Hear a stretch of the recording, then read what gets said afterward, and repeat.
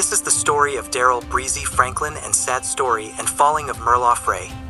Merle Offrey, aka Dusty Gang CEO. The heroin kingpin who was associated with Rabbit, whose real name is Gregory Stewart. Merle Offrey, aka Dusty/Black, or Dust, CEO of Dusty Gang. He jumped off the porch since young age. Merle Houston Offrey Sr., also known as Dusty/Black, was a prominent figure in New Orleans' underground scene. He was the CEO of Dusty Gang and was deeply involved in the city's narcotics trade, particularly in the 3NG, 3rd and Galvez area and parts of East New Orleans.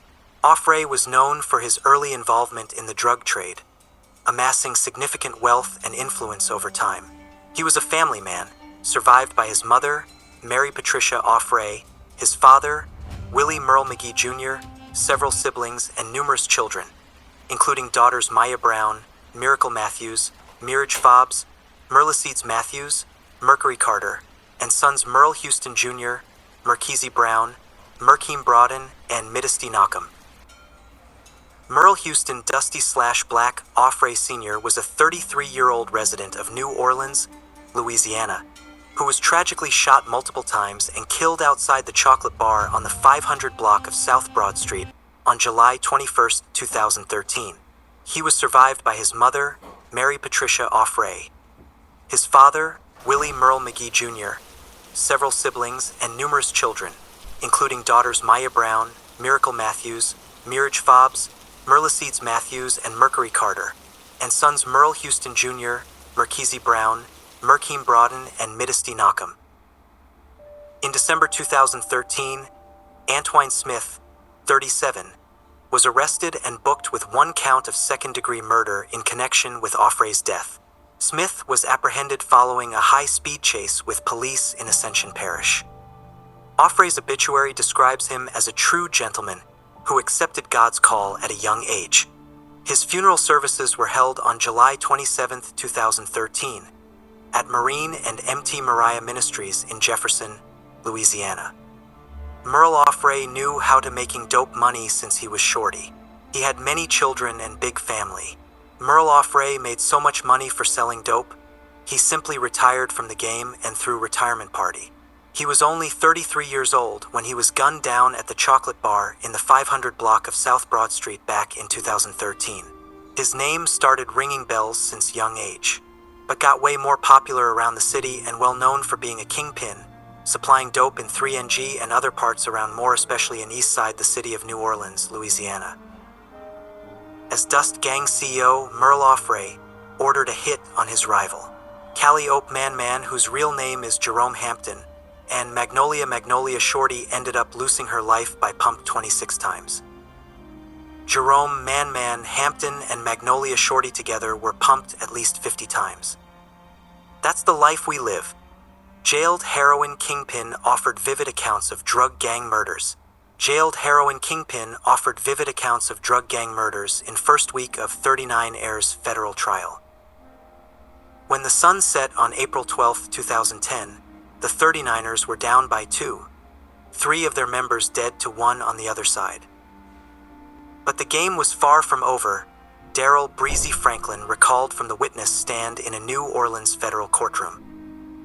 Darryl Breezy Franklin said he and other 39ers had been hanging out earlier that day by the Wing Shack on Desire Street in the 9th Ward, just chillin', when they spotted Lloyd's slugger Curry sitting in a car across the street. Curry was once his partner, Franklin said. They started up in business together after Hurricane Katrina, driving to Texas to score half a brick of cocaine with insurance money from Franklin's flood-wrecked Honda. But their trust had frayed after Curry returned from a prison stint, Franklin said. Curry, a known killer, was now a dangerous gunman in a rival group from the area of the former Desire housing project. Franklin had already hatched a plan to whack him, he said. Scattering and running, Franklin said. That's when they pulled up and just went to dumping shots. Franklin said he leapt off the porch and dove under the house. When I stuck my head out from underneath the house, I seen Cheddar, half his face gone, Franklin said. Terrence Cheddar Black, Butler, and Derek Gucci Man Jones, fellow 39ers, were dead. Franklin jumped into an Audi with Merle Offrey and Gregory "Rabbit" The three gang leaders caught up with Quelton "Gutter" Broussard, one of the shooters, on Clewitt Street. "I dropped like 30. I don't know how many times I shot him, but I know I let off 30 rounds, Franklin said. But two other rivals who allegedly were involved in the Desire Street attack, Elton Bo Fields and Corey Coe Lewis, jumped a fence. Then, in a rolling shootout on Almonaster Avenue, Curry and his crew killed another 39ers, Jesse G-Strip Baby Terry. We lost 3 people in one day and they just lost one. It's like, we losing, so we gotta get even. Really, we gotta go past them," Franklin testified. "Whoever was in that car, everybody got to die. Everyone already knew what had to be done. It's like, that's the life we live. You kill one of ours, we kill one of you. That's the life we chosen. That's the game. That's what we do. By any cause, by any means. Crying wasn't going to do it." Over 3 days on the witness stand, testifying against 10 of his accused former associates, Franklin, 33, downloaded details on guns, shooters, and backstories behind an array of killings by members of the heroin-dealing outfit he once led. Trial begins over alleged trail of blood and dead bodies left by 39ers gang in New Orleans. 10 accused members of New Orleans 39ers gang sat quietly in a federal courtroom on Tuesday. His testimony, including matter-of-fact admissions to his own role in 8 murders, provided the jury of 8 men and 4 women an unusually expansive view into the score-settling mindset fueling street gang violence in the city. Darryl "Breezy" Franklin, though, was forced to admit that he lied numerous times to the same jury and to federal prosecutors in his quest to earn a reduction from the 2 life sentences attached to his 2013 guilty plea to gun and drug conspiracies and Broussard's murder. Franklin also acknowledged various schemes aimed at skirting justice, including bribing a man he had shot, but failed to kill, to get him to forget who had fired at him. Franklin and Stewart drug kingpin and killing protege are the government's star witnesses in a blockbuster trial that is slated to run through the month. The case of Gregory Stewart, which is linked to this case, defense attorneys for the 10 defendants sought to portray the pair as competitors, and then jailhouse collaborators in a shameless scheme to win freedom by falsely pinning murders on the others. Each of the defendants is accused of involvement in at least one murder on behalf of the 39ers. An alliance prosecutors say was forged in 2009 from violent street groups from the 9th Ward, Central City, and the Florida Housing Development. The 9th Ward faction, dubbed G-Strip, was named for Gallier Street, where the group made the house of Franklin's mother, in the 1300 block, its headquarters, Franklin said. Franklin and Merle Offrey, who was killed in 2013, would join forces with Kenrick "Lil Man" Rodney of the violent 3NG gang in Central City to gain control of the heroin trade in both areas, prosecutors say. A 47-count federal indictment identifies 16 murders, mostly in 2010 and 2011, allegedly committed by one or more 39ers. But Franklin last week acknowledged his role in others as well. Gregory Stewart, aka RABBIT-13, time of his sentence, was about 14 when he started shuttling heroin for Franklin by bus from Houston, and he rose quickly in the hierarchy. He's wise for his age. He caught his first body before them. He killed before them, Franklin said. All of us toted guns, but Gregory was more advanced with how to use them, what to do, who to look out for, what the beef was, how to make money. Stewart, who is serving 4 life terms, has admitted to at least 12 murders before he turned 21. You gotta have killers. You got to be ready to kill. If you think you're gonna run in the projects by yourself, that's not gonna happen. Somebody gonna come in and jack you, Franklin said. You need a team of killers, and you got to be ready. Darryl "Breezy" Franklin expressed scant remorse, and only when prompted, about the people he killed or the heroin addicts he served over a 4-year period ending with his arrest in 2013. He acknowledged bringing enough heroin into the area over that time to serve a strong dose to the entire combined population of New Orleans and Metairie. Gregory "Rabbit" Stewart, Center, has since admitted to numerous murders and is now a key cooperating witness in the 39ers case. Is seen with a pistol tucked under his arm, and later draping an arm over Kid Kid. For a while, Darryl Breezy Franklin said, he kept a house on Lessop Street with cameras aimed at every corner of the block and a pickle jar filled with acid to dissolve the heroin if the cops showed up. He said he owned several cars, counted his net cash worth at about $250,000 and helped bankroll a blowout party at the Sportsview Lounge on Elysian Fields, complete with ice sculptures embedded with cash spelling out the group's name. Ever sat back and thought about the societal impact of 100 kilos of heroin on the people of New Orleans? Asked Carrie Miller, defendant Jasmine Perry's attorney. They're still doing the same thing without me. It ain't nothing new I started. Ain't nothing new under the sun, Franklin said. So all your customers are pieces of SHIT? Yeah. By Franklin's account, he was saving lives and squeezing profits, killing two birds with one stone by cutting his heroin supply heavily with the drug mannitol. As for the killings, they all had a purpose, he said, though some were mistaken. A month after the melee on Desire Street, he said, Stewart thought he spotted Fields, another of the shooters. It was payback time, and defendant Terrio's Tured Auni sprayed AK-47 fire into the car, as the person thought to be Fields leapt into the back seat. Darryl Breezy Franklin said, Donald Daniels, an associate of a Desire housing complex clan, was killed in a hail of 25 bullets. It was never Bo, Darryl Breezy Franklin said. He was in Bo's car. For weeks later, defendants Evans Easy Lewis, Jasmine Perry, and Ashton Pound, Price killed Anthony Charles Brown. Prosecutors allege Lewis, Franklin said, suspected Brown had stolen a gun that the 39-foot heirs shared. Franklin said the gun was Barack, their pet name for a .40 caliber Glock pistol that prosecutors have tied to the double murder later that year of Bounce rapper Renata, Magnolia Shorty Lowe, and Jerome Man Hampton. Prosecutors said it wasn't Barack, but Michelle, a smaller 9mm handgun also tied to that double murder. In any case, Evans stashed it one day. Evans came back to look for Barack. Barack not got, Franklin said. So Evans assumed the guy stole the gun. Evans say he gonna F him up, so Evans F him up. Brown was dead. A few weeks later, the gun turned up under a house, safe and sound. We're like, damn, he killed a dude for nothing? Darryl Breezy Franklin said. He said Lewis cited a beef that Brown had with another man, concluding that Brown was supposed to get it anyway. So he still had a reason after this? Assistant U.S. Attorney Miles Rainier asked. He found one, Franklin responded. The killings were merciless, Franklin said, and so was the ribbing a gang member received if he let it get to him, or if he fired and his target survived. He might be labeled a cowboy, someone unwilling to get close enough to his target. Darryl Breezy Franklin recalled firing 30 rounds at Bernard Causey in early 2010 on Urquhart Street, to no avail. Yeah, I was a cowboy. I was close, that's the crazy part, Franklin said. I didn't handle my business.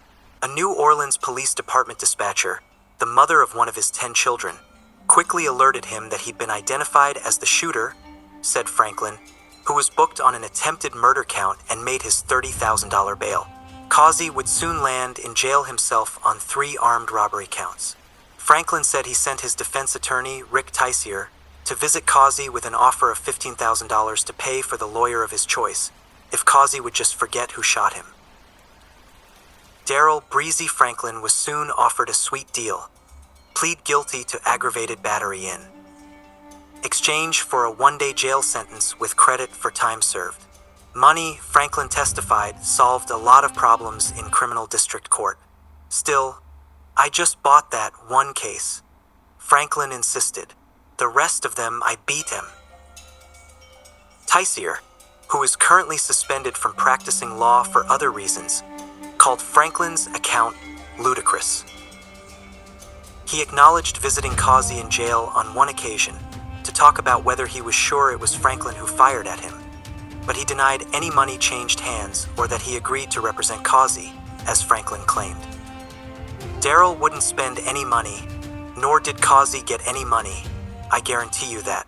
I think Causey was backing out because of Franklin's violent reputation, Tysier said of the identification. Don't believe anything Darryl says. Franklin had been free for nearly 2 years before Causey pleaded guilty to the armed robbery counts in exchange for a 14-year state sentence. In another incident, Franklin said a man named Pig was playing him, stealing his drugs and setting him up, so that night he hid under a house and waited. I ran from underneath the house, ran down on him. Before you know it, I shot him in the face and stood over him and killed him, Franklin testified. They called around saying, "The dude not dead, the dude not dead, but they playing me," he added. I'm shaking, trying to roll the weed, 'cause I'm scared. Merle Offrey kept getting a laugh off it. I said, I'm going. I found out that night he was dead. On the witness stand, Franklin admitted he's hoping that federal prosecutors will recommend, and a judge will ultimately grant, a reduction of his sentence to 15 years, which would set him free in a decade. His court testimony drew smirks and a few scowls from the defendants, and a woman in the courtroom gallery burst out in mocking laughter when prosecutors flashed a picture of Franklin's bloodied, swollen face, the product of a jailhouse run-in with members of the rival Ride or Die gang. Under cross-examination by Lewis attorney Billy Southern, Franklin admitted to numerous changes in his accounts of various murders and his role in them, despite receiving immunity from prosecution under his plea deal. I just didn't want to go in front of the judge with too many murders on my jacket, he said of his hopes for a future sentence reduction. You don't even know how many murders you've committed? Southern responded. No, not really, Franklin said. Franklin also acknowledged he was quick to provide information to the feds, some of it misleading, in what he saw as a race with Stewart to earn credit for cooperating. But Franklin insisted that he's shooting straight now. What would be the point of lying, he asked. You know how many guys in jail hate a rat? He asked. The person I was on the street, Breezy, that would never happen no more. Who's gonna ever buy drugs from me? Who's ever gonna shoot someone on my say-so? Who's gonna trust me? Anyway, piece of series of the story of Darryl, Breezy Franklin, Gregory Rabbit Stewart, Merle Offrey, and many fallens on both sides teaches many life lessons. We learn everybody's faith is not your faith. Speaking about that,